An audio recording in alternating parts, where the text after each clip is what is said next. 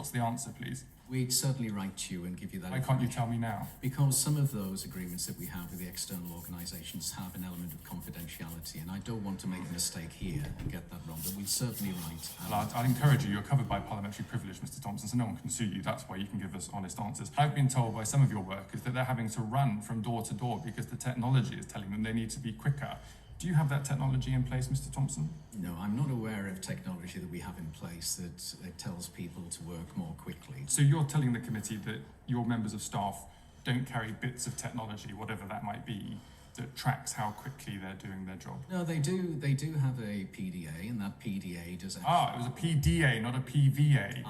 Did I mishear on the phone when someone called me? So you do know what a PDA is, do you? Yes, I do. What is that? Yeah, a PDA is a device that our workers will have, which actually helps them in terms of knowing where to go in their route, and also might be scanning items at the doorstep. You are doing exactly the same as other employers such as Amazon and using technology. Mr. Thompson, you're quite good at evading my questions. I mean, the points I wanted to make today was that your bonus package had been changed in order to just focus purely on shareholder value, that you're using external consultants to do what's happening in the rest of the industry, and you're using technology in a way that adds enormous amount of stress onto your workforce. I think the answers to all of those questions have in the long run been yes. Do you not have any humility to recognise that it's really not been going very well since you were appointed CEO?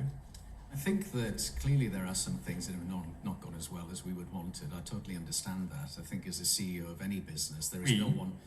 We wanted. Isn't it your responsibility, Mr. Thompson? Of course. You announced redundancies, tens of thousands of redundancies.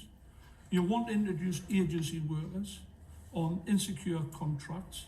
Every single performance target in the last 2 years was missed by your company under your stewardship for the last 2 years, and as already has been explained, the former Royal Mail chief executive recently said that you were extremely inexperienced and labelled the leadership of Royal Mail as toxic and confrontational.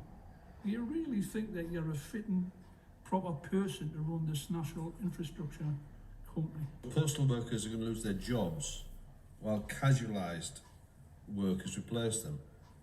That's fire and replace, isn't it? No, there is no fire and rehire, I think is the phrase. That's absolutely no, I didn't say fire and rehire, I said fire and replace. Those people are gone, they're out the door, they're bulleted. You're getting people back on casualised labour. Is that the way to run a cherished national asset such as Royal Mail? Do you not understand, Mr. Thompson, that by giving these sorts of evasive and avoiding answers, you play fast and loose with the chair's questions about the technology, about the acronym that was used? Shouldn't you have come in and said, no, actually what we have is X or PD or whatever it is?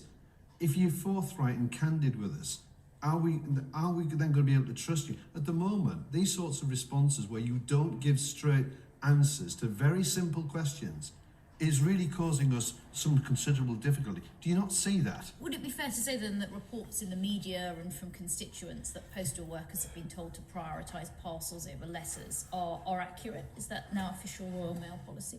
No, that's absolutely not true. I'm a bit confused because a whistleblower wrote to me only last week, once we'd advertised that this session was happening, to tell me that you do in fact prioritise parcels over letters. And in fact, he sent me a picture of a poster that's on his rack in one of your offices, and I'll just read you what it says here. This is from last week, where it says, "The future is parcels. Unless your manager directs you otherwise, these are your priorities on delivery each day. Number 1, premium items and collections. Number 2, large parcels. Number 3, lapsing, including all parcels. And number 4, at least half of the delivery points on your frame, including letters." So letters are ranked number 4 in the priority list, and only half of them. So you're unilaterally only delivering on 50% of your USO, aren't you, Mr. Thompson? I'm actually aware of that particular correspondence, which was done in one delivery office, and it was dealt with, and it was a local action. But this isn't true. Who wrote this poster, Mr. Thompson? That is absolutely not our policy. Well, it's on a Royal Mail poster that your workers are being asked to read when they go to work. If I might politely say so, I've not been very pleased with your answers today. I know this is a difficult job for you, but it's really important that you answer questions clearly and, might I say, as honestly as possible, because your performance gives us grave concern, really, about the narrative that you've provided today on many of my questions today, including when there's clear evidence to the contrary.